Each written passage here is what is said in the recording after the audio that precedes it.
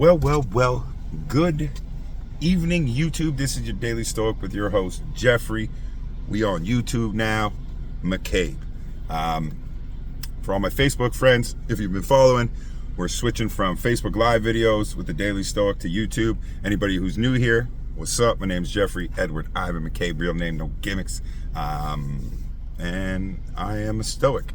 So these videos will be reading from the Daily Stoic. 366 Meditations on Wisdom, Perseverance, and the Art of Living by Ryan Holiday and Stephen Hasselman.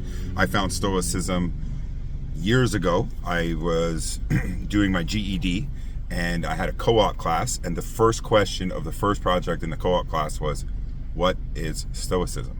And then you had to Google it, write a couple paragraphs about what it was. Absolutely amazing. I went down the rabbit hole of Stoicism, and it's been a journey ever since. The last year, I found as a immersion technique to get better at reading in public. I decided to do Facebook Live videos where I read one of the meditations every day out of the book, and I did them live so I wouldn't edit them. So I'm doing these videos for YouTube now because I've done almost a whole year on Facebook, and I thought we'll switch it up. We're gonna do it on YouTube, but I'm gonna try to one take them. I'm not gonna do much editing, at least not now, until I get better. I'm not a YouTuber. I don't know any of the editing stuff, and I'm hoping to grow and get better at it as I go, but I am going to try to do one take. So if I make mistakes, I'm not going to stop and delete the video and all that stuff. So the Daily Stoic. If you don't know what Stoicism is, I beg of you, jump off of this video, go Google it, go down your own rabbit hole, see if it's for you. It's not for everybody. So the first one, this is January 1st. I'm going to maybe read a bit of the intro of the book, and then we'll get into the January 1st meditation, and I hope you'll join me here on YouTube. Like, share, comment, all that stuff. To all my Facebook people, what up? Be patient with me. I'm going to try to upload one of these videos every day. I'm going to try to maybe pre-record a bunch of videos, so there might be the same scenery, etc. And we'll see how it goes from here.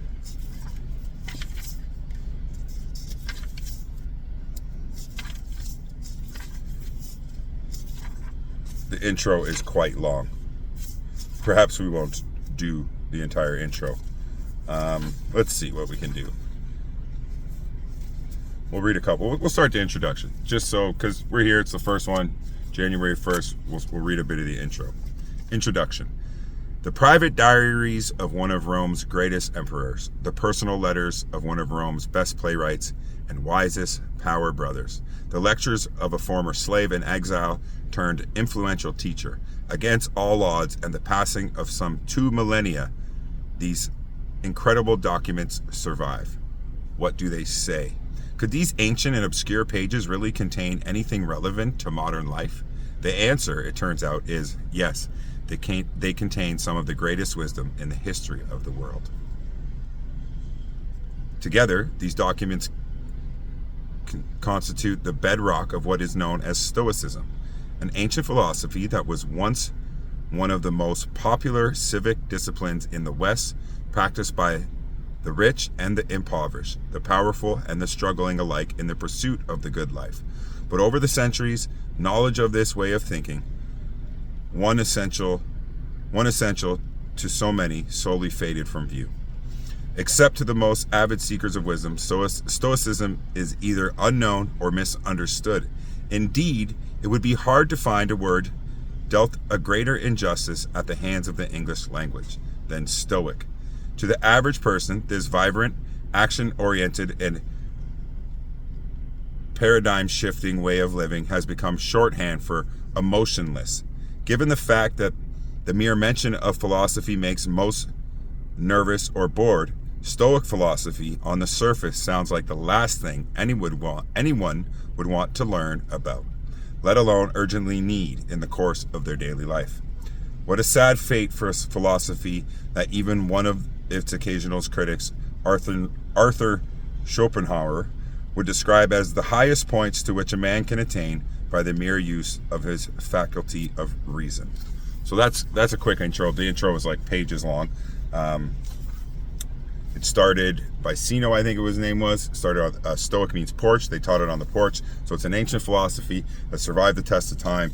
I think some of the greatest leaders in the world have used this philosophy. I think in the intro, I think it says Napoleon took it with him to battle, all kinds of stuff. I don't remember it verbatim.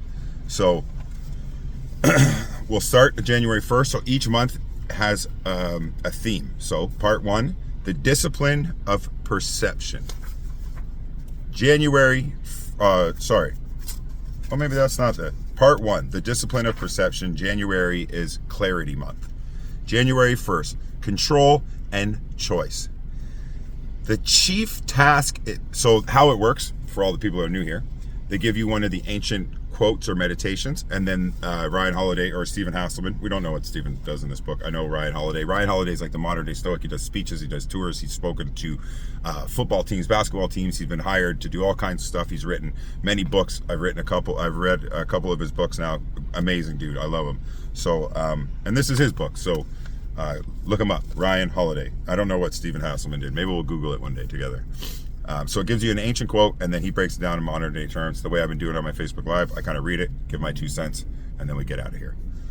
January 1st, control and choice. The chief task in life is simply this: to identify and separate matters so that I can say clearly to myself which are externals, not under my control, and which have to do with the choices I actually control. Where then do I look for good and evil? Not to uncontrollable externals, but within myself, to the choices that are my own. Epictetus Discourses 2.5.4-5. These books must be crazy, these philosophy books, where they pull out where they got it from. Anyways,